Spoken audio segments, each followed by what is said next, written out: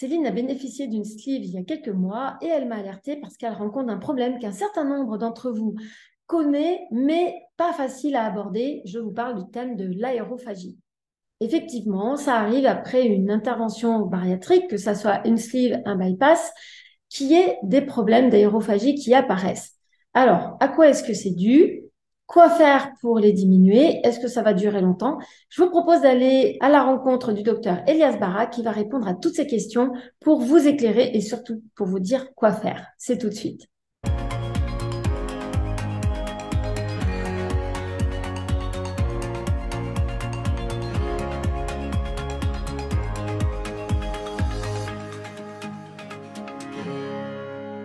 Bonjour, je suis Anne-Gaëlle, je suis psychologue spécialisée dans le surpoids et l'obésité et j'accompagne toutes les personnes qui veulent définitivement se débarrasser de leurs kilos en trop, que ça soit avec une chirurgie bariatrique, une endosleeve, un ballon gastrique ou de façon naturelle. Et je réponds sur cette chaîne YouTube à toutes les questions que vous pouvez me poser dans vos commentaires. Si vous n'êtes pas encore abonné à cette chaîne YouTube, eh bien, je vous invite à le faire tout de suite. Ça vous permet de recevoir mes conseils au fil de l'eau. Aujourd'hui, je vous propose d'aller à la rencontre du docteur Elias Barak, avec qui j'ai travaillé au CHU de Nantes. Bonjour Elias Barak. Bonjour. Bonjour Elias, est-ce Anne-Gaëlle. que tu peux te présenter rapidement pour les gens qui nous regardent sur cette chaîne? Alors, moi, c'est le docteur Barak, Elias Barak. Je suis endocrinologue, diabétologue, nutritionniste à l'hôpital privé du Confluent à Nantes. Et je suis spécialiste de l'obésité et j'accompagne beaucoup de patients dans leur parcours, notamment de chirurgie bariatrique, en tout cas dans leur perte de poids au quotidien. Bon, donc la chirurgie bariatrique, c'est vraiment un sujet que tu maîtrises. Il y a quelque chose qui revient souvent, en tout cas, on m'en parle, même si on n'ose pas trop en parler, c'est le sujet de l'aérophagie. Il y a pas mal de personnes quand même qui se plaignent d'aérophagie après une sleeve. Est-ce que toi, c'est quelque chose dont tu entends parler, dont les patients te parlent ou te questionnent par rapport à ça? Oui, en effet, l'aérophagie, c'est quelque chose qu'on connaît bien, hein. Donc, c'est l'accumulation d'air dans l'estomac et dans l'intestin. Et c'est assez fréquent, notamment après chirurgie bariatrique. Et c'est dû à plusieurs phénomènes. Et il suffit de rééquilibrer un peu soit son alimentation ou avoir des petites astuces comme ça, sans passer forcément par des moyens médicamenteux pour y remédier et finalement améliorer la qualité de vie de ces patients-là. Déjà, est-ce qu'il y a une différence entre sleeve et bypass? Est-ce que ça touche plus de personnes qu'une sleeve ou plus un bypass ou c'est à peu près kiff-kiff? C'est pareil, il n'y a pas d'études qui ont montré plus d'aérophagie à l'un ou l'autre. Intellectuellement et anatomiquement, j'ai envie de dire, on a envie de penser que c'est plus fréquent avec la sleeve qu'avec le bypass. Mais pareil, il n'y a pas d'études établies qui montrent plus de risque d'aérophagie dans l'une ou l'autre technique. Et est-ce qu'il y a une explication par rapport à ça? Enfin, toi, tu... Alors, la première explication, c'est les changements d'habitude alimentaire, et surtout dans le premier mois ou les 6 premières semaines après l'intervention chirurgicale, la modification est quand même très importante. Les patients mangent soit liquide, soit mouliné mixé, soit haché, et les portions vraiment très très petites. Et effectivement, ce changement radical du jour au lendemain de ces habitudes-là provoque, en tout cas, aggrave l'aérophagie. Effectivement, la nature en elle-même de l'anatomie de l'estomac fait que aussi, il peut pas accumuler plus d'air qu'il le faisait avant la chirurgie, qui fait que finalement, il y a moins d'espace dans cet espace-là. Moi, je dis toujours à mes patients, la taille de l'estomac, c'est la taille d'un pot de yaourt après la chirurgie. Et finalement, on met un peu d'aliments dedans, bah, il y a un peu d'air dedans, bah, l'air, il n'a qu'un moyen de sortir, c'est soit en amont, soit en aval. Comme la pièce, elle est beaucoup plus petite, bah, finalement, il y a l'aérophagie qui s'accumule.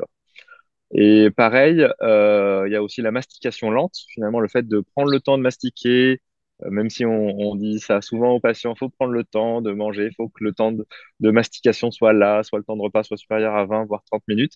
Bah, ça aussi, ça permet d'ingérer de l'air et finalement, ça aggrave finalement l'aérophagie, ça provoque finalement cette aérophagie.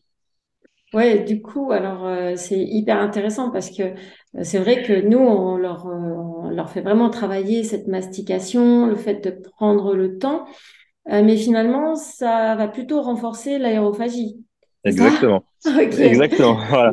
Donc c'est pour ça qu'il faut trouver un juste milieu entre les habitudes alimentaires, les nouvelles habitudes alimentaires, le temps de mastication, le temps de repas, Et c'est ça qui va faire que finalement, on va diminuer le risque d'aérophagie. Et il faut pas oublier aussi, il y a des choses indépendantes de ce temps de mastication, de la petite quantité de repas. Il y a les modifications fonctionnelles au niveau du tube digestif, hein. L'estomac est un muscle, l'intestin, ce sont des muscles qui font du péristaltisme, qui font que l'air et les aliments finalement progressent en aval pour être acheminés vers le côlon et ainsi de suite. Et subir une chirurgie digestive, bah, finalement, ça paralyse un peu tous ces muscles-là. Et finalement, c'est ça aussi qui aggrave cette stagnation d'air dans l'estomac et dans l'intestin, qui finalement provoque cette aérophagie. Donc, c'est vraiment très multifactoriel. Et on voit essentiellement, en tout cas moi dans ma consultation, c'est essentiellement les 6 premiers mois, on voit que les patients sont embêtés par cette aérophagie. Et puis avec le temps, quand l'alimentation redevient de plus en plus normale, ou le temps de repas, il est plutôt équilibré, il y a ces prises de ces nouvelles habitudes, ça améliore un peu les choses.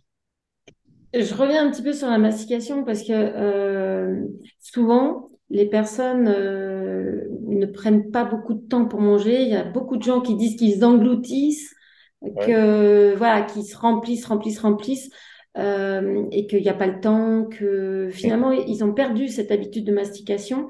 Donc, j'entends bien hein, que pousser à l'extrême, parce que c'est vrai qu'on dit toujours qu'il faut mastiquer 20-25 fois chaque bouchée. Donc, Mhm. c'est peut-être extrême. Pour autant, on dit aussi que la mastication, ça permet de favoriser la digestion. Oui. La digestion par la sécrétion de sucs digestifs. Donc, c'est la C'est ça. digestion enzymatique. La digestion, elle est divisée en deux parties. La digestion chimique, entre guillemets, par les enzymes. Et le fait de mastiquer, d'avoir l'aliment dans la bouche, ça favorise la sécrétion des sucs enzymatiques au niveau de la salive, au niveau de l'intestin, au niveau du pancréas et ainsi de suite. Mais ça n'empêche pas qu'il y a la digestion mécanique qui fait qu'il faut avaler le bol alimentaire, le faire avancer dans le péristaltisme, le faire déposer un peu dans l'estomac pour qu'il macère avec l'acidité gastrique et ainsi de suite. Et puis après le pylore, bah, il faut à nouveau, il y a digestion mécanique avec ce péristaltisme qui fait avancer le bol alimentaire et il y a la digestion chimique. Donc effectivement, l'idée, c'est à trouver un juste milieu entre prendre le temps de mastiquer, savourer les aliments, parce que c'est ça qui est important, hein. Les patients qui englutissent leur repas, ils savourent pas, hein. Et c'est comme ça aussi, on a des hyperphagies un peu boulimiques, parce qu'en fait, on mange une tablette de chocolat sans se rendre compte, parce qu'on n'a pas le goût de chocolat alors qu'il suffit de prendre de temps en temps un carré qu'on savoure bien dans sa bouche, et finalement, ça peut nous rassasier souvent. Et donc, effectivement, l'idée, c'est de trouver le juste milieu entre la mastication et finalement pas trop allonger le temps de mastication. Savourer l'aliment, le garder en bouche un peu longtemps, sans forcément avaler de l'air, entre guillemets, quoi. Ouais, c'est ça. Il faut s'arranger pour pas avaler trop d'air en même temps. Exactement. Ouais. Et puis l'autre chose qu'on retrouve dans l'aérophagie, c'est la mastication de chewing-gum. Donc les personnes, ou pareil, un exemple simple, les gens qui ont fait un sevrage tabagique avant la chirurgie, parce que c'est obligatoire dans le parcours de chirurgie bariatrique, bah, finalement ils prennent des cigarettes et en fait ça fait mastiquer et ça fait avaler de l'air en quelque sorte. Donc finalement ça fait de l'aérophagie et ça entraîne l'aérophagie ou en disant ah j'ai envie de changer de goût de la bouche ou j'ai une sécheresse buccale qui fait que je prends un chewing-gum ou un bonbon, bah, finalement ça fait avaler de l'air et finalement ça fait aussi de l'aérophagie. Donc c'est de petites astuces comme ça qui permettent de y remédier complètement à cette aérophagie, en tout cas la diminuer pour arrêter cette altération de la qualité de vie, parce que c'est ça le principal. Oui, parce que c'est vraiment gênant, hein. Ah oui, Je conçois complètement, oui. hein, effectivement. Tu disais aussi tout à l'heure que avec les aliments, on pouvait, en revoyant un peu le bol alimentaire, ce qu'on y mettait dedans, on pouvait peut-être un peu favoriser les choses. Qu'est-ce que toi tu préconises? Qu'est-ce qui serait peut-être à éviter et qu'est-ce qui serait peut-être au contraire à favoriser? Alors, à éviter, c'est les boissons gazeuses, hein. Donc, Oui. c'est vraiment, c'est très, très important la première chose. Tous les patients dans le parcours de chirurgie bariatrique, ils savent, c'est pas de boissons gazeuses, pas de médicaments effervescents. Mais bon, il faut rappeler quand même cette consigne après la chirurgie en disant c'est pas de boisson gazeuse. De temps en temps, il y a un peu d'alcool, la bière, on sait pas trop si on la met dans boisson gazeuse ou pas. C'est une boisson gazeuse. Donc, faut attention à ces pièges-là un petit peu.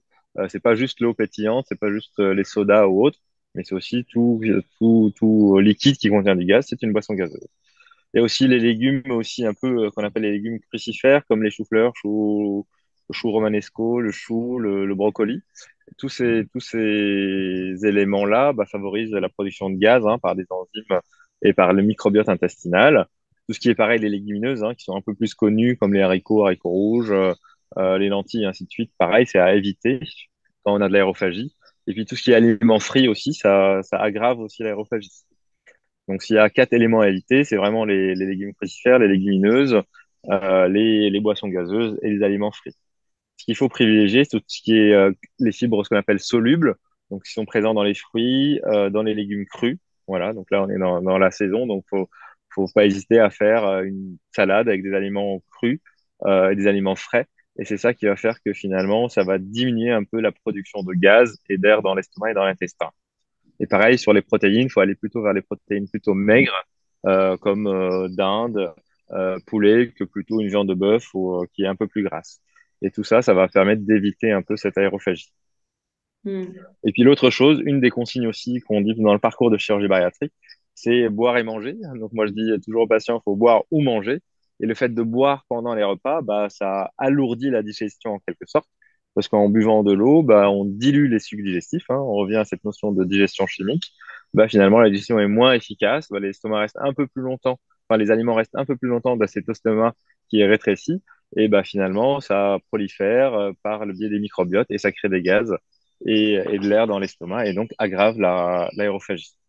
Oui, Et donc puis en boire et dernier manger. lieu, voilà, boire, manger. Et le dernier lieu, c'est l'activité physique, hein.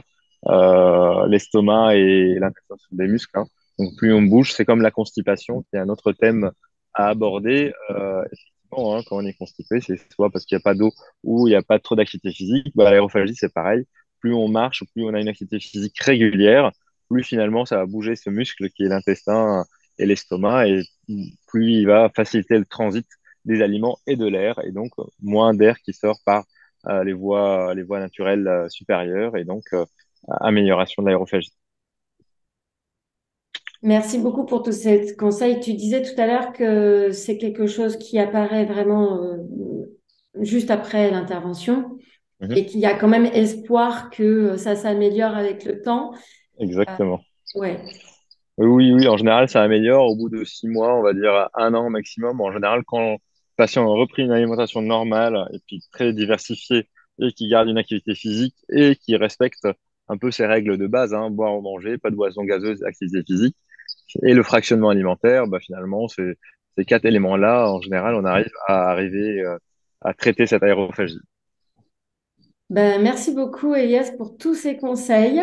Je pense qu'ils vont être très précieux par les personnes qui sont concernées parce que c'est vrai que c'est quand même un problème qui est désagréable, surtout quand on est en famille, entre amis. Bon, c'est pas, ça peut être gênant, ça peut prêter à confusion dans certaines Ouais. situations. Mhm. Donc, ben, merci pour tous tes conseils. Et puis, ben, pour les personnes qui nous regardent, surtout si vous avez des questions à poser au docteur Barak, n'hésitez pas à les mettre dans les commentaires. Je les transmettrai à Elias qui répondra par mon intermédiaire. Ça marche, avec plaisir. Et puis, ben voilà, si vous êtes concerné ou vous pensez à la chirurgie, vous vous posez des questions, n'hésitez pas à télécharger le bonus qui est gratuit. Il est dans le lien qui est juste en dessous de cette vidéo. Et pour ma part, ben, je vous retrouve la semaine prochaine pour un prochain thème. Merci, docteur Barak. Merci, Elias. Merci Anne-Gaëlle, à bientôt.